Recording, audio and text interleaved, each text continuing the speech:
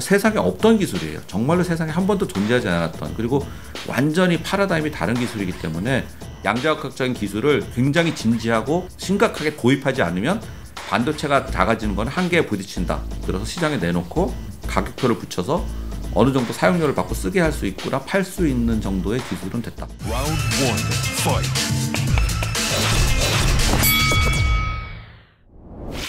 안녕하세요, 박종원의 경제한방입니다. 진짜 양자 컴퓨터가 나온다면 정말 미래의 게임 체인저가 될 것 같은데요. 과연 양자 컴퓨터와 관련해서 더 알아둬야 될 흐름, 이런 게 있다면 어떤 것인지 성균관대 나노공학과 정현욱 교수님과 이야기를 이어가도록 하겠습니다. 지금 제일 궁금한 건요, 양자 컴퓨터 어디까지 와 있습니까? 그 기술 진보는.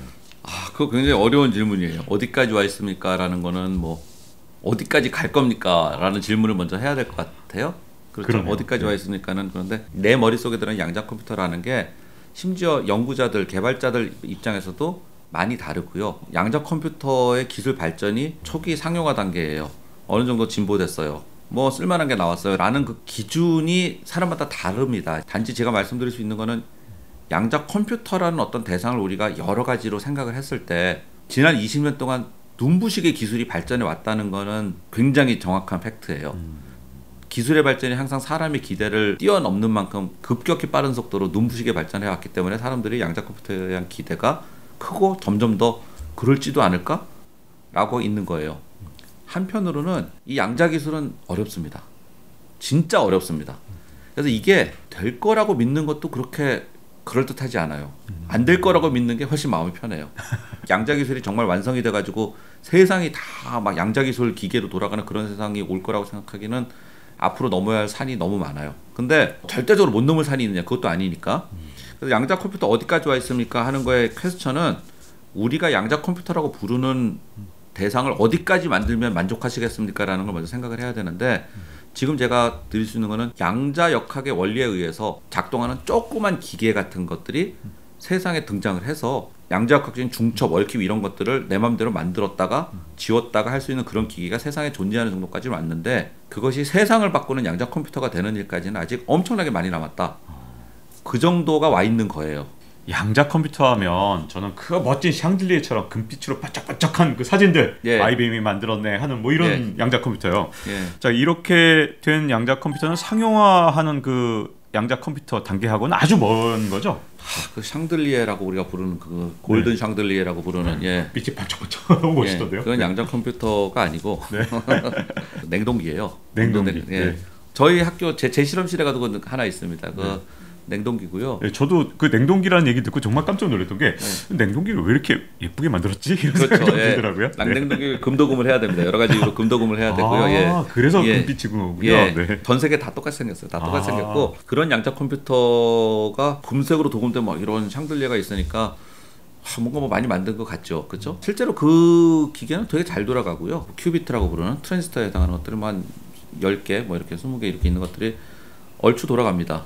얼추 돌아가는데 이렇게 금빛으로 되는 샹들리에를 만들고 뚜껑을 씌워가지고 어디다 갖다 놓고 사람들이 막 쓸 수 있게 됐다. 그런 게 상용화냐? 아니면 내가 회사인데 회사를 차려서, 아니면 IBM이라면 뭐 디비전을 만들어서 내가 벤처기업을 차려서 그런 물건을 사람들한테 이렇게 보여줄 수 있을 만큼 완성도 있게 만들어내면 그게 상용화냐? 거기다 가격표를 붙여놓으면 상용화냐? 진정한 상용화는 돈을 벌어야죠. 내가 만든 그 금색 물건을 누군가가 얼마의 가격을 지불하고 산 다음에 그 사간 사람이 내가 지불한 가격 이상의 어떤 가치를 얻을 수 있다는 기대감으로 사가서 내가 돈 낸 것만큼 내가 얻었다라고 생각하는 순간이 돼서 너도 나도 그걸 나도 하나 사야지, 너도 하나 사야지라고 하는 순간이 되는 게 상용화잖아요. 그 상용화는 아직 굉장히 멀었어요. 지금 회사들이 만들어서 판다는 거는 기술적으로 어느 정도 초보적인 완성도가 생긴 물건을 가격표를 붙여서 마켓에 내놨다는 의미예요. 그 가격을 주고 사는 사람들은 대부분 연구자들이에요. 물건이 궁금한 사람들. 궁금한 사람들이 사서 이렇게 해보는 거고요. 나도 이거 나중에 만들어야 되는데 나도 만들어야 되니까 한번 써보고 뭐 이런 것들이고, 진정한 상용화, 그 물건을 가지고 어떤 부가가치를 만들어서 내가 그 다음 단계에 나의 비즈니스를 할 수 있다거나 나의 생활을 윤택하게 만드는 일을 위해서 기꺼이 내 주머니에 있는 돈을 지불하는 그런 상용화는 아직 한참 많이 남았다고 보시는 게 맞습니다. 하지만 좀 관심 있는 대학원생들이나 대학생들 정도는 이렇게 쓸 수 있는 물건을 완성도 있게 만들어서 시장에 내놓고 가격표를 붙여서 어느 정도 사용료를 받고 쓰게 할 수 있구나 팔 수 있는 정도의 기술은 됐다.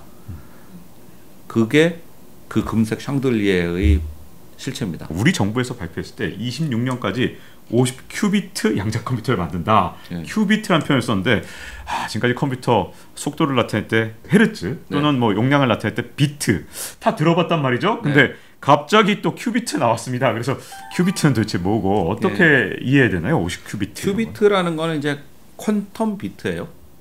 그러니까 우리 디지털 컴퓨터 쓸 때 디지털 연산할 때 비트로 합니다. 왠지 친숙하시죠? 네. 비트는 뭔가요? 0과 1을 쓰는 겁니다. 뭐 이것도 어디서 들어본 것 같잖아요.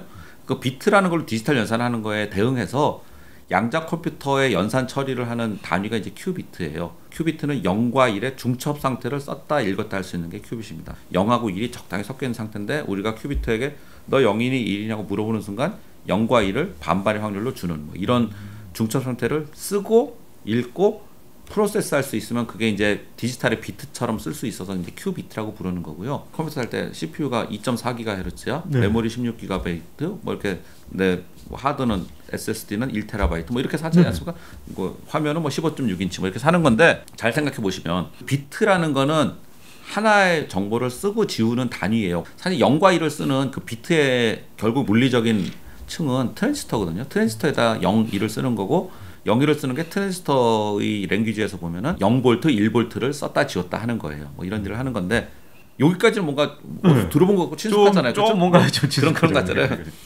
근데 그 트랜지스터들을 막 모으면 인텔의 CPU가 됩니다.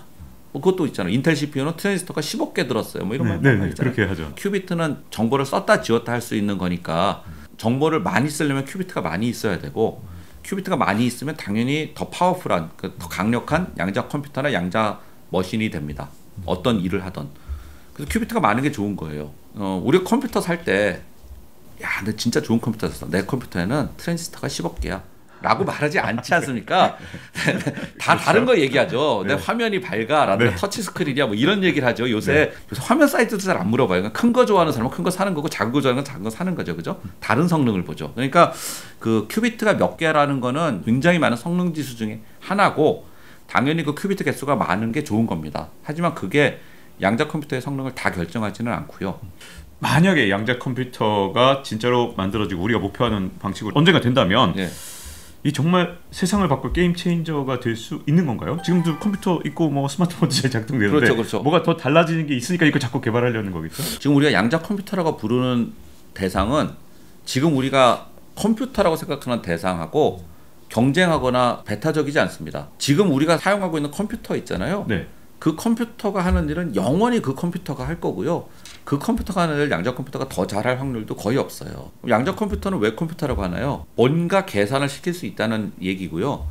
양자 컴퓨터에 우리가 시키는 계산은 지금 컴퓨터가 절대 못하는 계산을 시키는 겁니다. 지금 컴퓨터가 하고 있는 계산을 양자 컴퓨터에다 시켰더니 지금 컴퓨터보다 100배 빨리 하더라. 이런 스토리가 전혀 아니에요. 지금 컴퓨터가 잘하고 있는 계산은 디지털 계산은 지금 컴퓨터만큼 이렇게 저렴한 가격에 이렇게 많이 할 수 있지 않아요. 양자 컴퓨터는 지금 컴퓨터하고는 다른 일을 하는 머신이기 때문에요. 컴퓨터라는 단어가 가지고 오는 오해를 벗어야 돼요. 그냥 제가 항상 얘기하지만 그냥 양자 머신이에요. 양자극적으로 작동하는 어떤 기계고요. 거기에 우리가 여러 가지 일을 시킬 수 있는데 그들 중에 하나가 계산도 시킬 수 있는 기계인 거예요. 그리고 그 계산은 지금 컴퓨터는 아예 못하는 계산을 시키는 거예요. 양자 컴퓨터가 무슨 슈퍼컴퓨터를 대체한다거나 양자 컴퓨터가 지금 컴퓨터보다 훨씬 빠르다거나 하는 게 다 적절하지 않은 표현이고 양자 컴퓨터는 양자적으로 동작하는 어떤 머신이 지금 컴퓨터하고는 아예 다른 일을 하면서 뭔가 유용한 일, 예를 들어서 암호를 푼다거나 이런 일을 할 수도 있는 머신이고 그래서 그 양자 컴퓨터만이 할 수 있는 일로 세상에 어떤 이득을 주면 그 이득에 대해서 사람들이 기꺼이 돈을 지불할 것이고 그러면 상용화가 이루어진다. 뭐 이런 스토리라고 보면 될 것 같아요. 언론사 기사로 접한 것들하고 굉장히 내용이 달라서 제가 궁금해지는 게 이 반도체 미세 공정이 지금 한계에 부딪혔다. 이게 네. 양자의 세계로 넘어가면서 이제 네. 양자 터널링으로 누설 전류가 심하고 뭐 그러다 보니 맞습니다. 2나노, 1나노 여기서 결국은 이 기술은 멈춘다. 네. 이제 그러면 양자 컴퓨터가 대안이다. 이런 개념은 아닌 거네요. 그거 조심스럽게 접근해야 되는데 네. 일단 반도체가 계속 작아지면서 네. 지금 진짜 뭐 2나노 공정 이런 거 막 얘기하잖아요. 지금 미국, 일본 2나노 공정하겠다고 하고 하는 그 2나노 공정이 되면은 양자현상이 막 세상에 드러나는 게 정확히 맞습니다. 그럼 그 양자현상을 해결해야 돼요. 그것도 소위 말하는 퀀텀 테크놀로지 맞습니다. 양자역학적인 기술을 있어야 되는 거예요. 네. 퀀텀 엔지니어링이라고 부르는데 반도체가 너무 작아져서 일어나는 양자현상들을 우리가 잘 제어해가지고 반도체 소자가 이상한 짓 안 하게 만드는 일. 퀀텀 엔지니어링 맞아요. 양자역학 맞는데 그렇기 때문에 갑자기 양자 컴퓨터를 만들어야 된다. 이거는 아니고요. 양자 컴퓨터는 다른 종류의 머신이라니까. 양자역학적인 원리를 이용해서 뭔가 여태까지 아무도 하지도 못했고 세상에 존재하지도 않았던 일을 할 수 있게 만드는 머신. 살아있는 고양이, 죽어있는 고양이가 100만 마리가 항상 살았다 죽었다 하는 그런 머신을 만들겠다는 거고, 그런 머신을 만들면 지금의 컴퓨터로는 아예 상상도 하거나 아예 하지도 않고 신경도 안 썼던 일들 중에 굉장히 중요한 암호를 풀거나 뭐 금융을 하거나 뭐 이런 일들에 쓸 수도 있지 않겠냐라는 의미이기 때문에 반도체가 작아지면서 양자 컴퓨터로 넘어가는 게 아니고요. 반도체 스케일이 작아지면서 양자역학적인 기술이 도입돼야 된다가 정확한 표현이에요.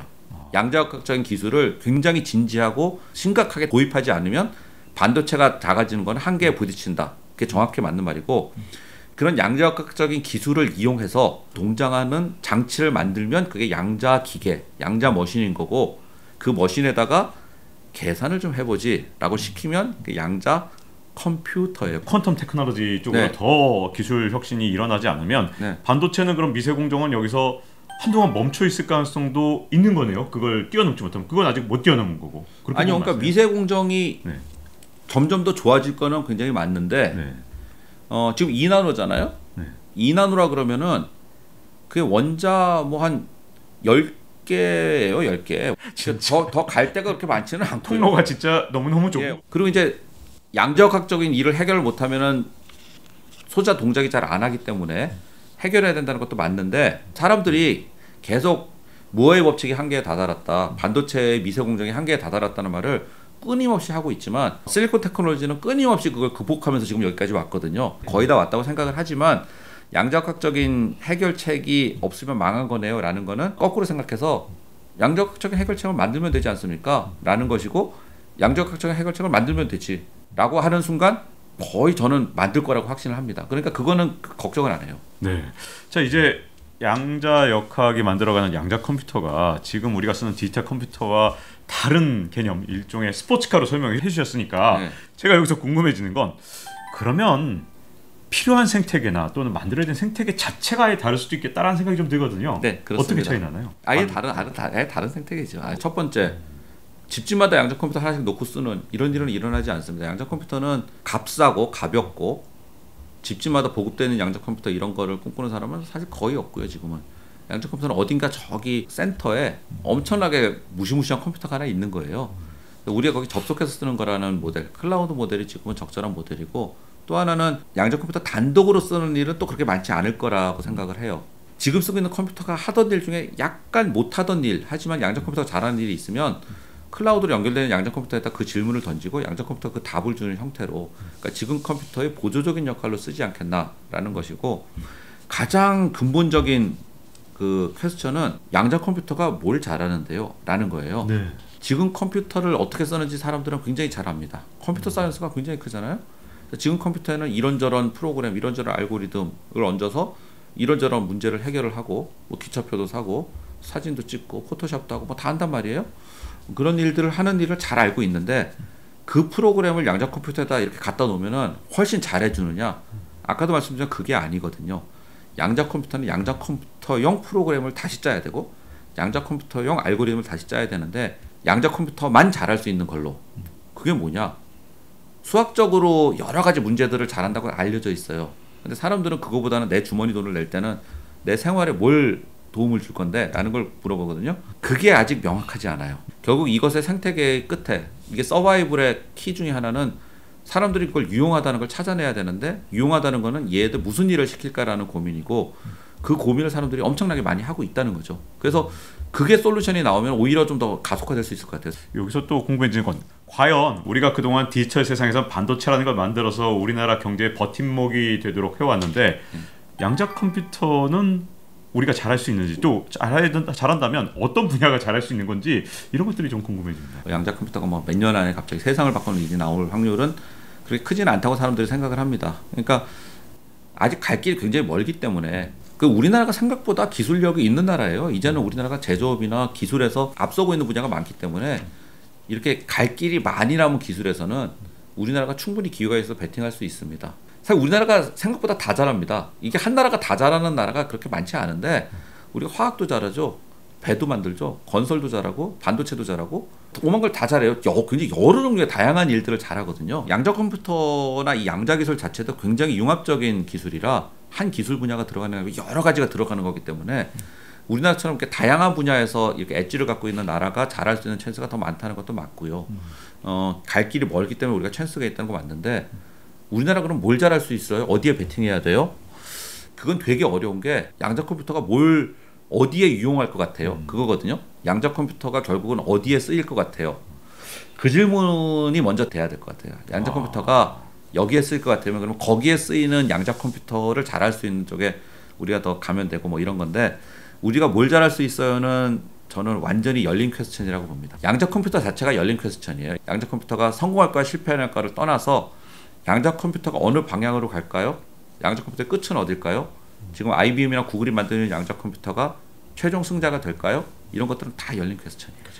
그러면 이제 양자 컴퓨터로 무엇을 할 것인가가 결국 제일 중요한 것 같은데 지금까지 소개된 거는 양자 컴퓨터가 나오면 비트코인 암호 뚫립니다. 이게 워낙 강렬하게 네. 많은 분들한테 남아서 그러면 네. 이거 암호 파괴용인가? 이런 생각도 좀 드는데 현재로서는 그러면 이 분야가 제일 유망한 겁니까 그러면? 모르죠. 또 누가 또 굉장히 천재적인 수학자들이 나와서 비트코인에 양자 컴퓨터를 해가지고 깨는 걸 만들 수 있는데 관계가 그렇게 많은 것 같지는 않고요. 양자 컴퓨터가 암호를 깬다고 사람들이 말하는 그 암호는 공개키 암호라는 우리가 흔히 쓰고 있는 그냥 우리가 공인인증서에 쓰는 그 암호예요. 특정한 형태의 암호를 깬다는 의미고 그런 암호를 깨는 거에 쓸모가 있다는 거는 맞는데 그렇다고 해서 그게 뭐 비트코인도 깨고 세상의 모든 걸 해결해주고 이런 거는 좀 아직은 좀 시기상조가 아닌가. 근데 또 하나 기대하는 건 이런 거예요. 저희가 스마트폰 쓰지 않습니까? 근데 아이폰이 세상에 나온 지 저희 애들 같은 경우는 한 100년쯤 됐다고 생각을 하는데 그렇죠. 아이폰이 세상에 있은 지는 10몇 년밖에 안 됐거든요. 별로 얼마 안 됐어요. 네. 예. 그 기자님 같은 경우도 아이폰이 없던 시절을 기억을 하시잖아요. 당연히. 네. 그렇죠? 예. 근데 아이폰이 처음 나왔을 때하고 지금을 생각을 해보면 이 스마트폰이 할 수 있는 일이 굉장히 많이 생겼어요. 처음에 스마트폰을 만든 사람들도 나름대로 큰 비전을 가지고 미래를 보고 스마트폰을 만들었지만 스티브 잡스마저도 지금 아이폰이 하고 있는 거의 모든 일들을 프리딕트했다고 생각하지 않아요. 기계가 있기 때문에 사람들이 창의력이 발휘되면서 그거의 용도가 무궁무진하게 넓어지고 그 용도에 따라서 다시 기계가 업그레이드되고 하는 그 선순환이 계속 지난 10몇 년간 일어났던 거거든요. 양자 컴퓨터가 세상에 없던 기술이에요. 정말로 세상에 한 번도 존재하지 않았던 그리고 완전히 파라다임이 다른 기술이기 때문에 이 기술로 뭘 할까에 대한 고민이 진지하게 시작되는 순간 양자 컴퓨터를 어디에 써야 되는가라는 거에 대한 게 많이 풀릴 거라는 기대예요. 잘 적응해 나가고 하는 것들이 강하다고 생각을 하면 우리가 할 수 있는 일은 굉장히 많지 않겠나 뭐 이런 것들도 좀 생각을 하고요. 최근에 국방 전문가들이 미래 전장 양상을 바꾸는 양자기술 10선 이렇게 뽑은 네. 보고서도 있더라고요. 네. 이게 어떤 측면에서 얘기를 했을까요? 전략 무기화 이런 가능성도 있나요? 제가 그 보고서 봤는데요. 네. 상당히 먼 미래에 대한 이제 예측이에요. 이 기술이 만약에 잘 되고 널리 퍼졌을 때 이런 데까지도 갈 수 있지 않겠나라는 정도의 그런 프레딕션은 항상 필요합니다. 먼 미래에 어떤 일이 일어날지 모르니까 특히 국방은 뭐 모든 거에 대해서 철저히 대비해야 되니까 기술적으로 단계 밟아서 거기까지 가는 거에 대한 어떤 구체적인 그 로드맵 같은 게 있는 상태에서 이게 반드시 일어날 거기 때문에 우리가 대처해야 된다라는 의미보다는 이런 일이 쭉 가면은 끝에 이런 것들에 가질 수가 있지 않겠나 하는 정도의 프리딕션이라는 게 더 맞을 것 같아요. 네. 이렇게 양자 컴퓨터에 대해서 정말 알듯 모르듯한 양자 컴퓨터 더 앞으로 간 거기를 바라면서요. 자, 성균관대 나노과학과 정현욱 교수님과 함께 얘기 나눠봤습니다. 예, 네, 아유 감사합니다. 네, 잊지 말고 좋아요, 구독, 알림 설정해주시면요. 다음 시간에 찾아뵙도록 하겠습니다. 감사합니다. Round 1, fight.